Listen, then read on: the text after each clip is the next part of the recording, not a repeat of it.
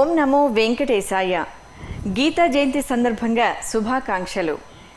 మాసానాం మార్గశీర్షోహం అని శ్రీకృష్ణ పరమాత్మ భగవద్గీత విభూతి యోగంలో చెప్పాడు. అంటే మాసాల్లో మార్గశిర మాసాన్ని నేనే అని అర్థం. ఆధ్యాత్మికంగా ఉన్నతమైన ఈ మాసం ప్రకృతిని అంతా సౌందర్యమయం చేస్తుంది. ఈ మార్గశిర మాసం హేమంత ఋతువులో మొదటి నెల. దీనినే సౌరమానాన్ని అనుసరించి ధనుర్మాసమని, చాంద్రమాసం ప్రకారం మార్గశిర మాసమని అన్నారు. ఈరోజే శ్రీకృష్ణుడు అర్జునునికి భగవద్గీతను ఉపదేశించిన రోజు. ఆ విశేషాలను ఇప్పుడు తెలుసుకుందాం.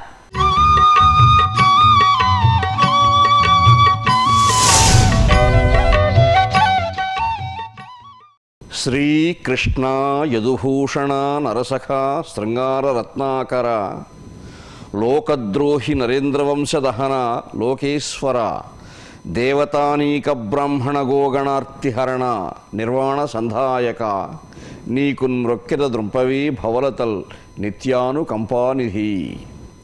సంపూర్ణావతారుడు, లీలామానుష విగ్రహుడు, జగన్నాటక సూత్రధారి, శిష్ట రక్షణ దుష్ట శిక్షణ కోసమై ద్వాపరయుగాంతంలో అవతరించినటువంటి దేవదేవుడు శ్రీకృష్ణ భగవానుడు. అటువంటి శ్రీకృష్ణ భగవానుడు ద్వాపరయుగాంతంలో కురుక్షేత్ర సమరాంగణంలో అర్జునుడు విషాదానికి లోనైనప్పుడు ప్రబోధించినటువంటి మహత్తరమైనటువంటి ప్రబోధమే శ్రీమద్భగవద్గీత. గీతా జయంతి సందర్భంగా ఈ కృష్ణ భగవానుడు ప్రబోధించినటువంటి శ్రీమద్భగవద్గీతలోని అంశాల ఆధారంగా అందులో ఆ దేవదేవుడు ఇచ్చినటువంటి సందేశము, తద్వారా అవగతమవుతున్నటువంటి శ్రీకృష్ణ తత్వము, మహత్వము, ఈ అంశాలు మనం ప్రస్తావించుకుంటున్నాము. ద్వాపరయుగంలో శ్రీకృష్ణ భగవానుడే కలియుగంలో శ్రీ వెంకటేశ్వర స్వామి. స్వయంగా శ్రీనివాసుడే ఈ అంశాన్ని చెప్పాడు.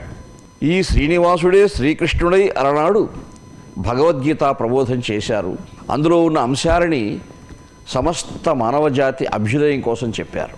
ఈ సృష్టిలో ఉన్నటువంటి మానవులందరూ, జీవులందరూ కూడా ఆ సారాంశాన్ని గ్రహించి ఆ సందేశాన్ని అవగాహన చేసుకొని జీవితంలో ఆచరిస్తే అందరూ కూడా సుఖ సౌభాగ్యాలు పొందగలరు, ధర్మ అర్థ కామ మోక్షాలు సాధింపగలరు అన్న భావనతోనే పరమాత్మ గీతా సందేశాన్ని వినిపించారు.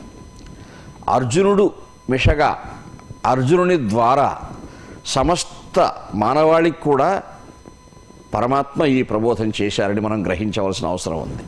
మహాభారతంలో కౌరవులు పాండవులు కురుక్షేత్ర యుద్ధభూమిలో పరస్పరం యుద్ధానికి దిగారు. ఇరువురు సంధి చేసుకుంటే బాగుంటుందని శ్రీకృష్ణ భగవానుడు శాంతి సందేశం కూడా కౌరవులకు చెప్పి చూచినా కానీ వారు ఆలకించలేదు. యుద్ధమే అనివార్యమైంది. యుద్ధం అనివార్యమైన తర్వాత ధర్మం ఏ పక్షంలో ఉంటే పరమాత్మ ఆ పక్షంలో ఉంటాడు. కాబట్టి పరమాత్మ పాండవ పక్షంలోనే ఉన్నాడు. ధర్మం వారి వైపు ఉన్నది కాబట్టి అటువైపు 11 అక్షౌహిణులు కౌరవుల వైపు, పాండవుల వైపు 7 అక్షౌహిణులు. అక్కడ కురుక్షేత్ర యుద్ధభూమిలో సమరానికి వచ్చారు పరస్పరం. కానీ అర్జునునికి పరమార్థం తెలుసు. ఆ పరమార్థం తెలిసినవాడు కాబట్టి భగవంతుడు ఒక్కడే, ఆ ఒక్కడే కృష్ణ భగవానుడు పాండవ పక్షంలో అర్జునుడు కోరినట్టుగా అర్జునుడికి సారథ్యం చేయడానికి వచ్చాడు. ఆయన కృష్ణ భగవానుడు విజయసారథిగా, పార్థసారథిగా ఆ భగవంతుడు నామధేయాలు ధరించాడు. దుర్యోధనుడు యాదవ సైన్యం తీసుకుని 10,000 మంది తీసుకుని ఆయన వెళ్ళిపోయాడు. కానీ అర్జునుడు కోరుకుంటే సారథ్యం చేయడానికి వచ్చాడు పరమాత్మ. అంటే ఇక్కడ ఉన్నటువంటి రహస్యం ఏమిటంటే, పరమార్థం ఏమిటంటే, జీవులందరూ కూడా వారి వారి హృదయ సారథ్యాన్ని, వారి జీవన సారథ్యాన్ని, వారి జీవన ప్రస్థానాన్ని పరమాత్మకు అప్పగించారంటే పరమాత్మ మనల్ని మంచి మార్గంలో నడిపిస్తాడు.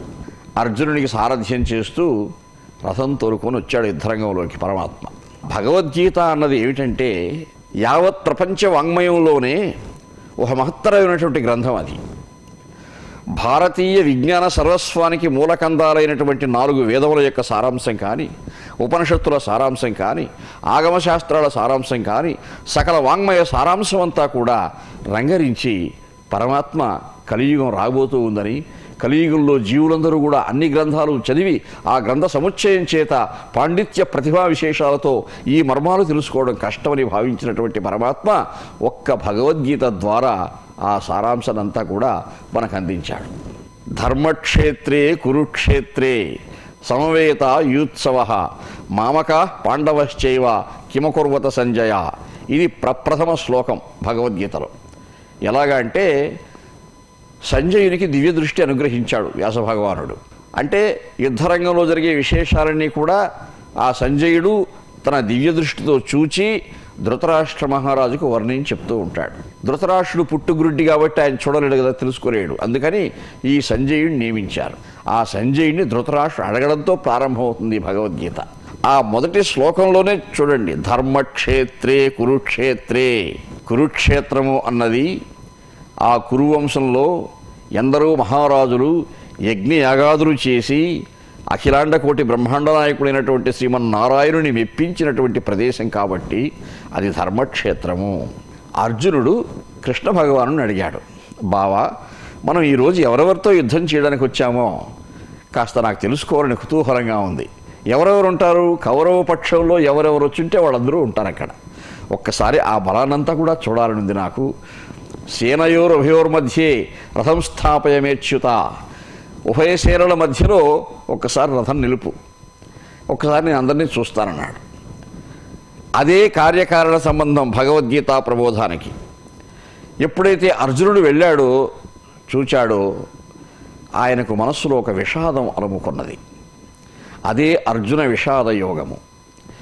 ఆ విషాదం ఏమిటంటే, మన జీవులందరికీ దుఃఖం కలుగుతూ ఉంటుంది, మనందరికీ కూడా దుఃఖాలు బాధలు ఉన్నాయి. కానీ మన విషాదం యోగ స్థాయికి పోవడం లేదు. భగవంతుని పట్ల తపన కలిగినటువంటి జీవుని యొక్క ఆవేదనే ఆ విషాదము కలుగుతుంది, అదే యోగస్థితికి వెళుతుంది. అక్కడ అర్జునుడు ప్రాగ్జన్మలో ఆయన నరుడనే మహర్షి. అర్జునుడుగా ఎన్నో యుద్ధాలు చేశాడు ఆయన చిన్నప్పటి నుంచి కూడా ద్రోణాచార్యుని దగ్గర విద్యాభ్యాసం చేసిన తర్వాత ద్రుపదునితో యుద్ధం చేశాడు. తర్వాత కర్ణునితో ద్రౌపదీ స్వయంవరంలో యుద్ధం చేశాడు. అలా ఎన్నో యుద్ధాల్లో ఆరితీరిన మహావీరుడు అర్జునుడు. నర్తనశాల ఆ యుద్ధం చేశాడు, ఉత్తరగోగ్రహణ యుద్ధం చేశాడు. అక్కడ కూడా పై చేయి అనిపించుకున్నాడు. విజయుడు అంటే ఆయనే, విజయమే తప్ప ఆయనకి అపజయం తెలియదు, అటువంటి మహావీరుడు. కానీ ఒక్కసారిగా అక్కడ ఉన్నటువంటి 11 అక్షోహిణుల బలాన్ని చూసేసరికి మనుమల్ తాతలు తండ్రులు అగ్రజులు సంబంధులు గురుల్ పుత్రకులు కనుమా వీరలతోడు యుద్ధమును సంకల్పింపగా జాల. కిమ్నో రాజ్యేన గోవిందా. గోవిందా కృష్ణ, నేను ఎందుకు ఈ యుద్ధం చేయాలి? నకాంక్షే విజయం కృష్ణ నచరాజ్యం సుఖానిచ కిమ్నో రాజ్యేన గోవిందా. గోవిందా, ఈ యుద్ధం చేసి మనం బాగుకునేది ఏమన్నా ఉందా? రక్తపు కూడు తప్ప. ఈ ఘోరాతి ఘోరమైనటువంటి యుద్ధం నేను ఎందుకు చేయాలి? నా గురువులు ఉన్నారు అక్కడ, నాకు తాతలు ఉన్నారు, తండ్రి వరుస కలిగినటువంటి వాళ్ళు ఉన్నారు, అందరూ సోదర అనుబంధం కలిగిన వాళ్ళు ఉన్నారు, అందరూ రక్త సంబంధీకులే. అటువంటి వాళ్ళతో నేను యుద్ధం చేయాలా? ఎందుకు ఈ యుద్ధం అని ఒక్కసారిగా ఆయనలో ఆ ఉప్పొంగినటువంటి విషాద భావన తట్టుకోలేకపోయాడు. గాంధీవం సంస్రతే హస్తాత్. నా చేతిలో నుంచి గాంధీవం జారిపోతూ ఉంది బావా, నేను యుద్ధం చేయలేను. ఆవేదనతో తన బాధంతా చెప్పుకున్నాడు. కానీ అటువంటి ప్రదేశంలో అర్జునునికి అటువంటి నిర్వేదం కలగకూడదు. కృష్ణ భగవానుడు అర్జునుని యొక్క విషాదం అంతా కూడా బాగా గుర్తించినటువంటి వాడై తన ప్రబోధాన్ని ప్రారంభించాడు. అశోచ్యానన్వశోచస్త్వం విషమే సముపస్థితం అనార్యజుష్ట్యం అస్వర్గం అకీర్తికరం అర్జున. అర్జున, నీకు ఇటువంటి యుద్ధరంగంలో ఈ భావన కలగకూడదయ్యా. ఎందుకు కలుగుతూ ఉంది? ఇదొక దౌర్బల్యమా? ఇదొక బలహీనమైనటువంటి గుణమా? నీకు ఈ గుణం కలగకూడదు ఇక్కడ. ఎందుకు కలగకూడదు? ఇది అనార్యజుష్ట్యం అస్వర్గ్యం అకీర్తికరం అర్జున. సుక్షత్రియుడైనటువంటి వాడు యుద్ధరంగానికి వచ్చి నేను యుద్ధం చేయను అంటే ఎంత అపకీర్తికరం ఇది. కుతస్త్వా కస్మలమిదం. ఏ అంతరంగంలో అయితే అహంకారం మమకారాలు గూడు కట్టుకుని ఉంటాయో, ఈ లౌకికమైనటువంటి కామ క్రోధ లోభ మోహ మదమాత్సర్యాలనే గుణాల యొక్క ప్రభావం చేత అనేక భావాలు కలుగుతూ ఉంటాయి. క్లైబ్యం మాస్మగమ పార్థ నైతత్వయుపపద్యతే క్షుద్రం హృదయ దౌర్బల్యం త్యక్వా ఉత్తిష్ట పరంతప. ఇది మహత్తరమైన శ్లోకం భగవద్గీతలో. ప్రతి మానవుడు, ప్రతి జీవుడు ఈ శ్లోకంలో ఉండే అంతరార్థాన్ని కానీ జీవితంలో ఆచరింపగలిగితే అన్ని రంగాల్లో దిగ్విజయాన్ని సాధింపగలడు. ఎలాగా అంటే ప్రతి వ్యక్తికి కొన్ని హృదయ దౌర్బల్యాలు ఉంటాయి. ధర్మరాజుకుండే దౌర్బల్యం ఏమిటి? ద్యోతం. అలా ప్రతి వ్యక్తికి ఉంది. భీముని యొక్క దౌర్బల్యం ఏమిటి? జిహ్వ చాపల్యం. అలా ఎంత మహానుభావులైనా, ఏ స్థాయికి చేరుకున్న వాళ్ళైనా, ఎంత యోగ సాధన చేసినటువంటి వారైనా ఎక్కడో ఒక బలహీనత ఉంటుంది, ఒక దౌర్బల్యం ఉంటుంది. ఈ అర్జునునికి వచ్చిన దౌర్బల్యం ఏమిటంటే ఒక్కసారిగా శత్రువులపై కూడా దయ పుట్టుకొచ్చింది. అది ఆయన మహర్షి సంస్కారం. అది నరుడనే మహర్షి కాబట్టి ఒకప్పుడు ఆయన ఆ మహర్షి యొక్క గుణం, తపోదీక్ష మనసులోకి వచ్చి అయ్యో నేను ఎందుకు యుద్ధం చేయాలి, నేను చేయవలసిన పని వేరు కదా అనే భావన మనసులో నాటుకున్నది. ఆ సమయంలో రాకూడదు ఆ భావన. అర్జునుని విషాదం అన్నది కొన్ని సందర్భాల్లో అది న్యాయం కావచ్చు, ధర్మం కావచ్చు, కానీ యుద్ధరంగంలోకి వచ్చిన తర్వాత ఏమైనా యుద్ధం చేయాలి. అందరూ యుద్ధం కోసం వచ్చాం. అక్కడ అందరూ పరస్పర ప్రతిపక్షులే. ఈ పక్షంలో ఉండే వాళ్ళు విరోధులు, వాళ్ళ పక్షంలో ఉంటే వీళ్ళు విరోధులు, అంతే తప్ప అక్కడ మరొక భావన లేదు. వీడు అన్న తమ్ముడు ఈ భావాలు ఏమీ లేవు. యుద్ధం చేయాలంటే యుద్ధం చేయాలి. అదే చెప్పాడు కృష్ణ భగవానుడు. ఇదేమిటయ్యా? క్లైబ్యం మాస్మగమ పార్థ నైతత్వయుపపద్యతే. తత్వం తెలుసుకోవయ్యా, కర్తవ్యం తెలుసుకోవయ్యా. క్షుద్రం హృదయ దౌర్బల్యం త్యక్వా ఉత్తిష్ట పరంతప. స్వామి వివేకానందుల వారు కూడా ఈ శ్లోకాన్ని గర్జించి చెప్పి విదేశాల్లో భారతీయ అధ్యాత్మ చింతన వైభవంలో ఉన్నటువంటి ఆ ప్రభావాన్నంతా కూడా చాటి చెప్పిన మహానుభావుడు. కృష్ణ భగవానుడు చెప్పినటువంటి ఈ శ్లోకం భగవద్గీత యొక్క అంకురం. ఇది ఇక్కడే జ్ఞానం అంకురిస్తూ ఉంది. భగవద్గీత అనే మహావృక్షానికి ఇది ఒక అంకురం లాంటి శ్లోకం అన్నమాట. అలా ప్రారంభించి చెప్పాడు. 18 అధ్యాయాలు భగవద్గీత అంటే. కర్మషట్కము, భక్తి షట్కము, జ్ఞాన షట్కము. అంటే మానవుడు జీవితంలో ఆచరించవలసినటువంటి కర్తవ్య నిష్ఠ ఎలా ఉండాలి, ప్రతి ఒక్కడూ కర్తవ్య నిష్ఠకి అంకితం కావాలి. నేను ఏదో పని చేస్తూ ఉంటానంటే సోమరిగా ఉంటే కాలం గడిచిపోతుంది, అది సముచితం కాదు. ఎవరు ఎందుకు వచ్చారో అది చేయాలి. కృష్ణ భగవానుడు కూడా ముందేం చెప్పాడు? ఆయుధమున్ ధరింపను అనికగ్గముగా ఒక ప్రక్క ఊరకే సాయము చేయువాడ. ఏదో ఒక మాట సహాయం చేస్తానన్నాడు. ఆ మాట సహాయం ఇదే.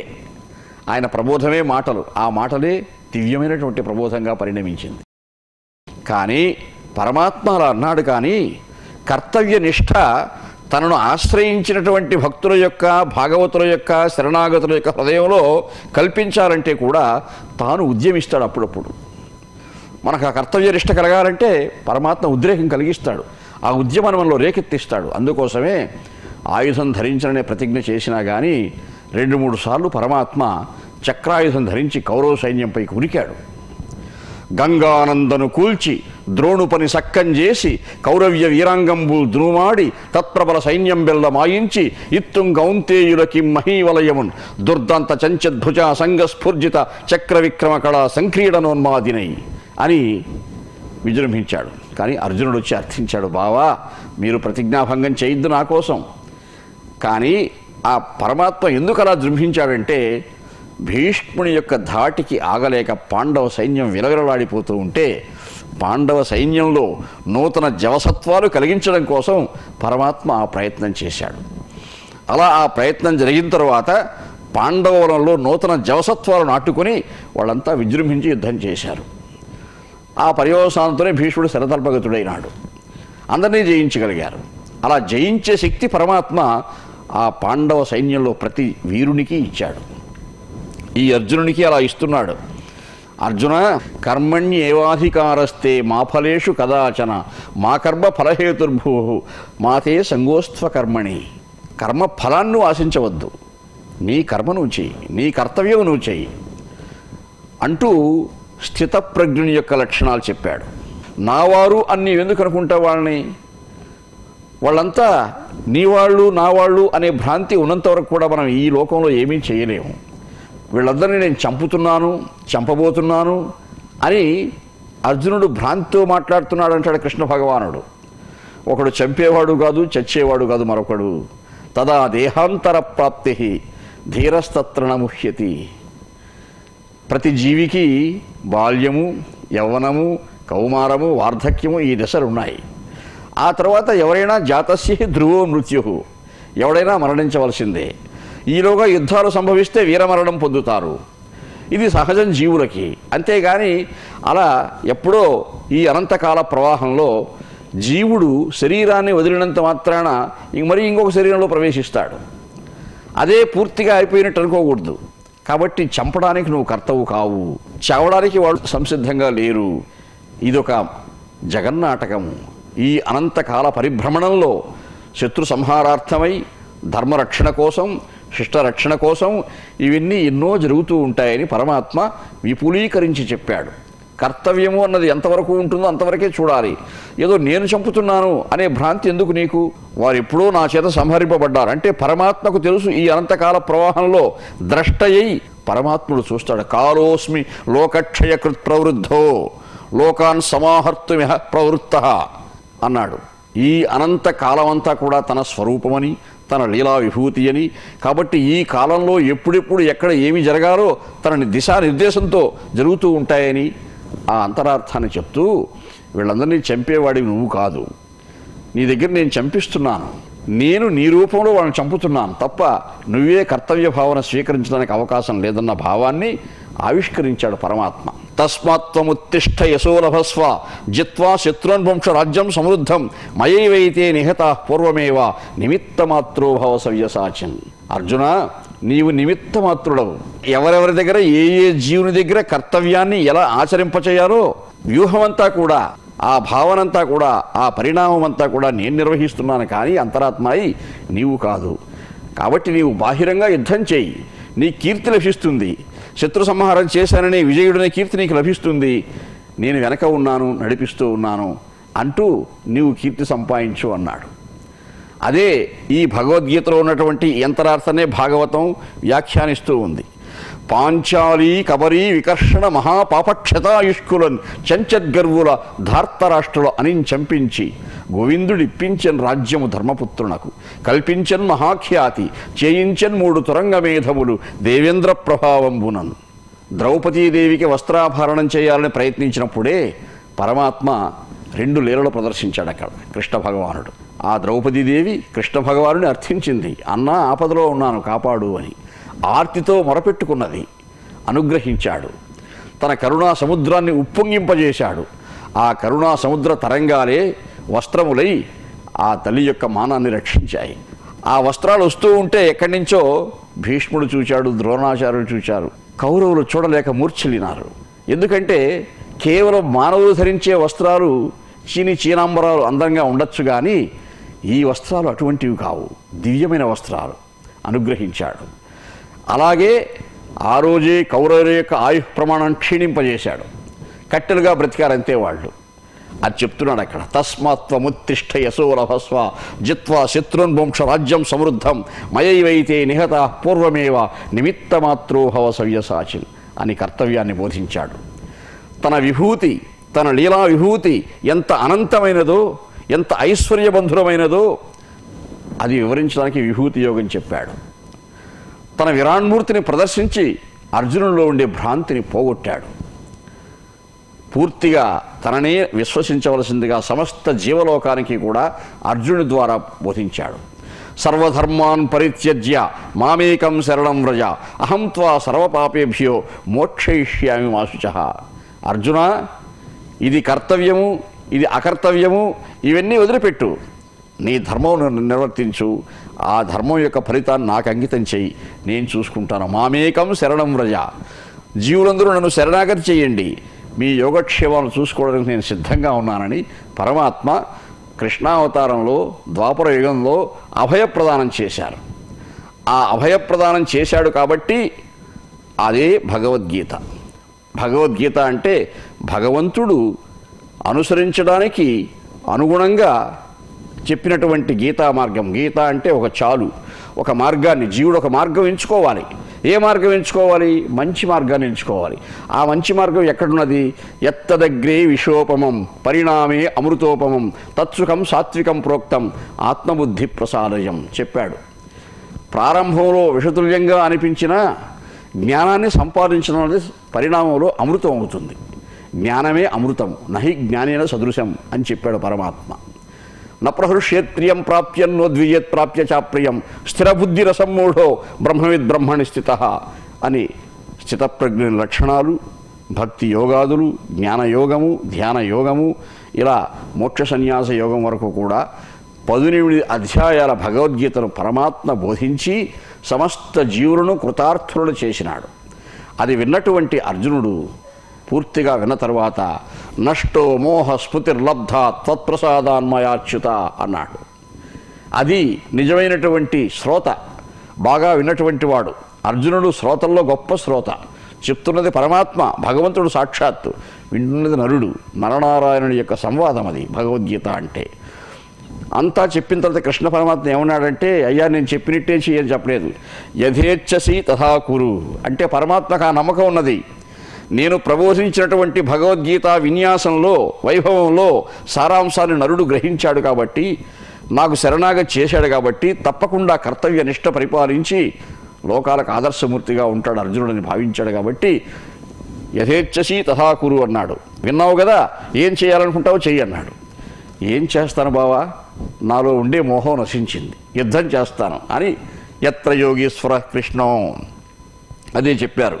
యత్ర యోగీశ్వర కృష్ణో యత్ర పార్థో ధనుర్ధర తత్ర శ్రీర్ విజయోర్భూతి ధ్రువా నీతిర్మతిర్మమ. ఎక్కడ శ్రీకృష్ణ భగవానుడు ఉంటాడు, అర్జునుడు ఉంటాడు, ఆ రథం ప్రకాశిస్తూ ఉంటుందో అక్కడ లక్ష్మి, దిగ్విజయము, ఐశ్వర్యము అన్నీ ఉన్నాయి. అవన్నీ పరమాత్మ మనకు అనుగ్రహించాలనే ఈ గీతా జయంతి సందర్భంగా శ్రీకృష్ణ తత్వాన్ని, మహత్వాన్ని, గీతా ప్రబోధన యొక్క సారాంశాన్ని మనం ప్రస్తావించుకోవడం జరిగిందని భక్తలోకానికి మనవి చేస్తున్నాను. లోకంలో ధర్మానికి హాని కలిగినప్పుడు, అధర్మం హెచ్చు పెరిగిపోతున్న సమయంలో నేను అవతరిస్తాను అని గీతాచార్యులు ప్రబోధించారు.